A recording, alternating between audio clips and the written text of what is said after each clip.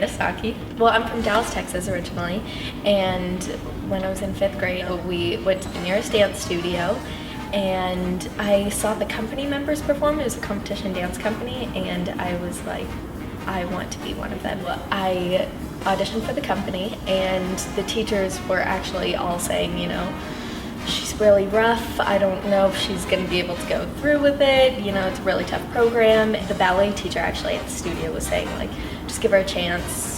So I went in, and for 3 years I just worked my butt off, like, trying my hardest to improve as much as possible. And my parents had no education in dance or performance, and so they had no idea what was going on, but they saw that I loved it so much, and they encouraged me to continue. In 9th grade, a teacher from New York City was able to come to my dance studio back home, and she really introduced dance as an art form to us rather than style of competition.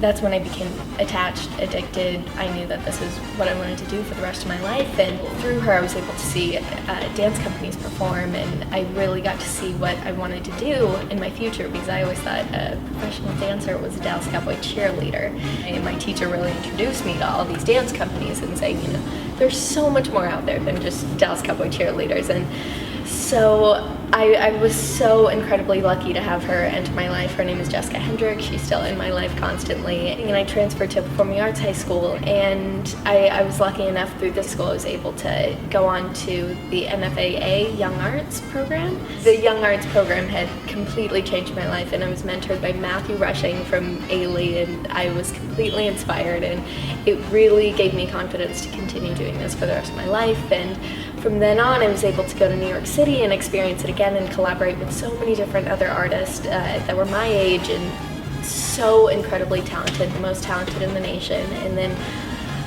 I was able to go on and become a presidential scholar, which has still been one of the most unbelievable experiences of my life. Straight from that summer, I was able to enter Tisch, and the NYU program has completely changed me as a person, as a dancer, and I'm still in the program right now. I'm going into my 3rd year.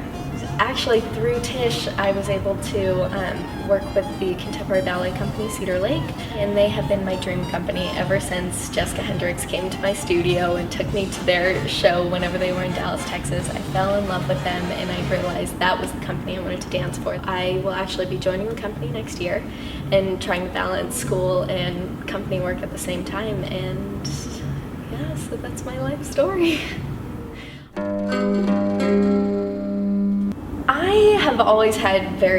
I've had a very difficult time speaking verbally, and my parents are actually from Iran, and poetry is a huge important aspect of their culture in Iran, and unfortunately I don't speak the language, so the poetry does not connect to me as much as it does to them, but dance is my form of that in a way, and I feel like I am able to express so much more through movement than I am through language.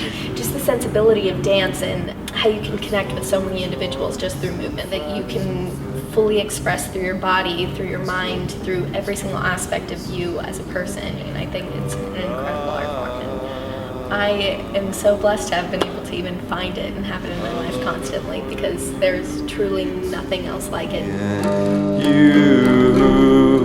In Iran, because of the religion and just various aspects of the culture and the government, dancing is not allowed. It's completely forbidden in Iran. And so my mom had always had a very strong attraction to dance, and she was always very touched by it and seeing dancers on videos, and she really just fell in love with it. And so she came to the United States when she was only 18 years old, and you know, she didn't speak any English at the time either.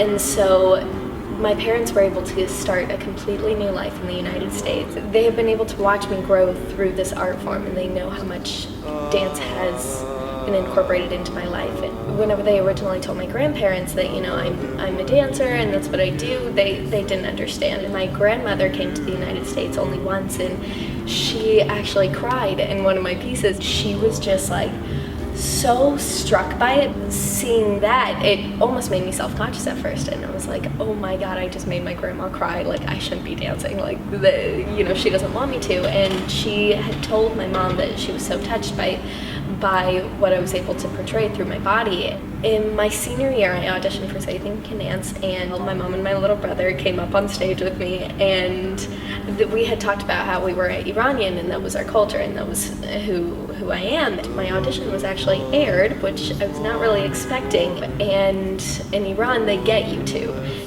Everyone in Iran was able to see me representing my culture. Every performance I've done, I've had an Iranian section that I've never met in my entire life, but they're so supportive of me, because to see someone from their own culture go and chase their dreams and become who they've always dreamed to be is completely surreal for them. And so for me to be that person is a complete blessing, and for dance to be able to reconnect me with my culture is more than I could have ever asked for.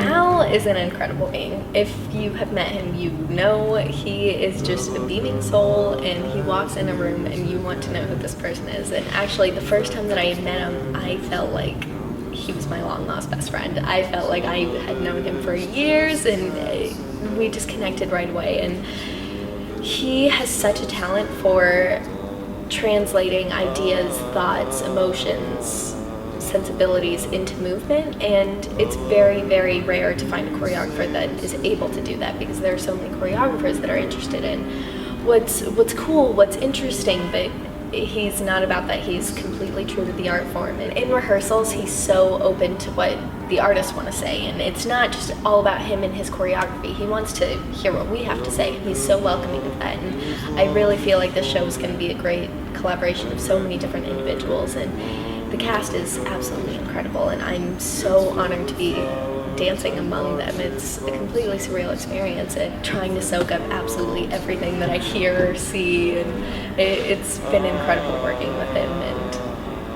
I'm really, really excited for this process and to see what he comes up with, because he actually won't even tell us what the entire thing is about. The entire show is he'll tell us what our individual characters are, but at the end he's going to put it all together, and I'm so excited to see what that ends up being, because with his mind, Lord only knows what's going to happen, but it's going to be incredible regardless. I have no doubt about it.